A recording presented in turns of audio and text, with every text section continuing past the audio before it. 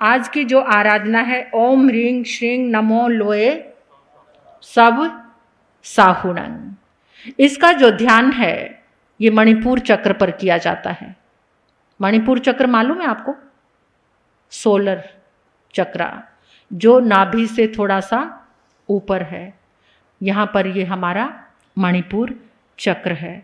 और नमो लोए सब साहुणं का रंग कौन सा है? काला या नीला।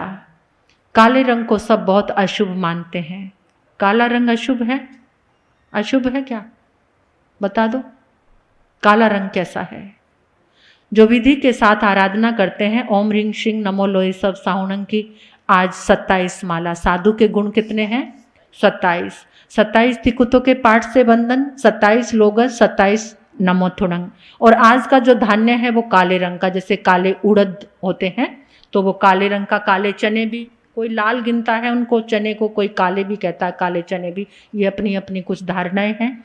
और जो खुले रूप में करते हैं उनके लिए वही साधना है 20-20 माला की, 20 लोगस, 20 नमोथुणं, 20 तिकुतों के पाठ से वंदन।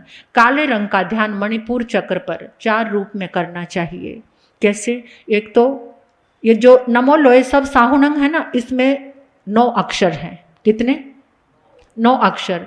और जो 9 का अंक होता है वो अखंड अंक है।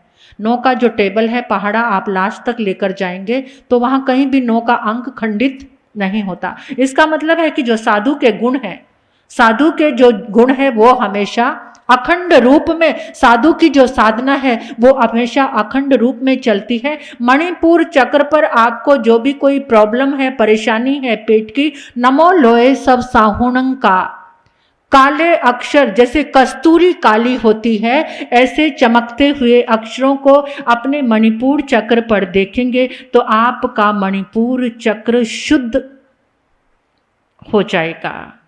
और यहाँ पर जो किया गया जो ध्यान है वो काले रंग का, वहाँ हमें एक शक्ति देता है।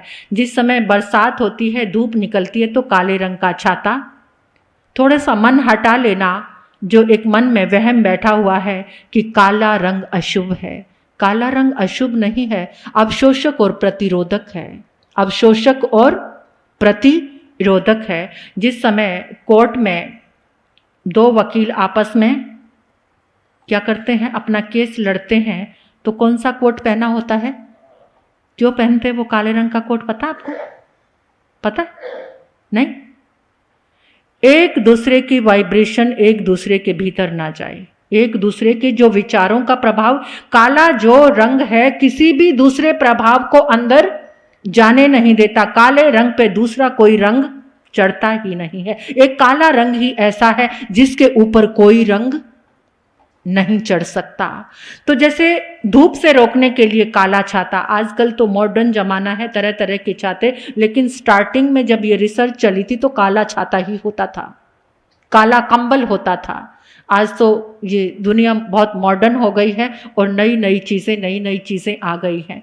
तो लेकिन जो काला रंग है, कोट भी काले रंग का इसलिए पहना जाता है, सामने प्रतिपक्षी है वो भी प्रतिपक्षी है, दोनों एक ऑपोजिशन में एक दूसरे के साथ फाइट कर रहे हैं, तो उसकी फाइट उसके पास ना जाए, उसकी वाइब्रेशन उसके पास ना जाए, इसलिए काले कोट पे उसके विचारों का प्रभाव नहीं होता।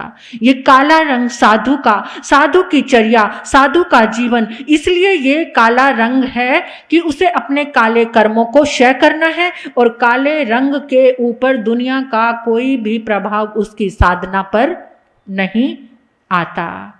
इसलिए ये काले रंग का ध्यान करने से कर्म सारे हमारे खत्म हो जाते हैं, अशुभ कर्म। और वैसे भी अगर किसी का बहुत ही मानसिकता ऐसी है तो वो नीले रंग का ध्यान कर सकता है। नीला रंग भी, अगर आप जिसको निद्रा नहीं आती है, अगर वो नीले रंग का ध्यान नमो लोए सब साहुणं करके सोता है तो उसको नींद आ जाती है, जैसे निद्रा नहीं, पर उससे प्रयोग चलता, प्रयोग करना। ऐसे नहीं कि आपने सोचा नीला रंग बोल लूँ और मुझे नींद आ जाएगी, ऐसे नहीं, उसका एक प्रयोग करना पड़ता है। नीले रंग को कुछ पल बैठकर देखना, नमो लोए सब साहुणं की साधना करना, उसके बाद वो वाइब्रेशन आपके अंदर काम करती है।